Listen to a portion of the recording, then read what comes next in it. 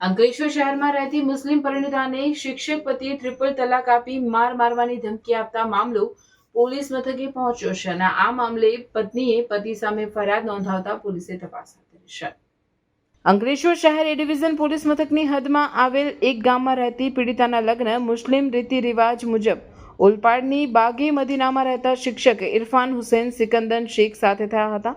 લગ્ન જીવન દરમિયાન દંપતીને 2 સંતાનોનું સુખ મળ્યું, પરંતુ ઓલપાડ ગામના શેરડી ગામની પ્રાથમિક શાળામાં શિક્ષક તરીકે ફરજ બજાવતા ઇરફાન શેખે પત્ની પર આડા સંબંધ બાબતે ખોટી શંકા રાખી અવારનવાર ધમકીઓ આપી ઘરની બહાર કાઢી મૂકતા હતા।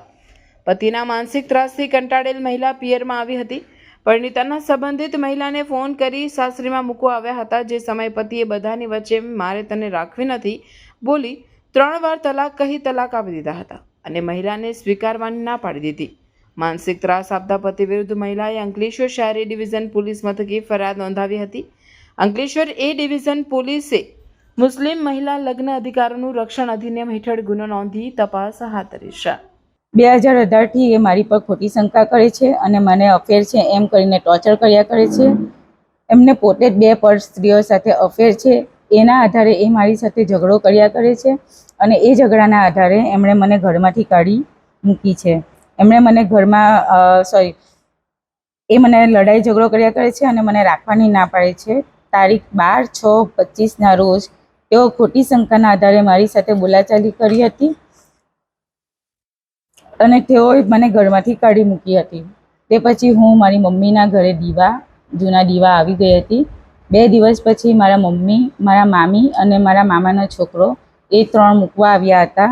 તો એમણે મને પહેલાં તો ઘરમાં ઘૂસવા ન દીધી અને મારા મામાના છોકરાએ એમને સમજાવતા એમણે સમજ્યા નહીં અને એમણે મને ત્યાં જ 3 તલાક 3 વાર બોલી ગયા। ફરી એમને સમજાવ્યા કે તમે ગુસ્સામાં છો, તમે શાંતિથી વાત કરો, પણ તેઓ કોઈ વાત સાંભળવા રેડી ન હતા અને એના આધારે એમણે પછી મને ફરી પણ 3 વાર તલાક બોલીને મને ઘરમાંથી કાઢી મૂકી છે। હમણાં હું મારી મમ્મી પાસે દીવા રહું છું।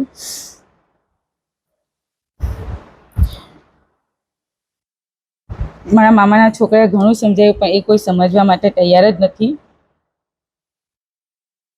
એમણે મારા બંને બાળકોને પણ લઈ લીધા છે અને મને મારા બંને બાળકો સાથે મળવા પણ નથી દેતા કે ફોન પર વાત પણ કરવા જ દેતા નથી અને મારા પિયર તરફથી મને જે કંઈ પણ આપવામાં આવ્યું હતું તે પણ બધું એમણે મને સ્ત્રીધન જે હતું તે પણ બધું એમણે લઈ લીધું છે।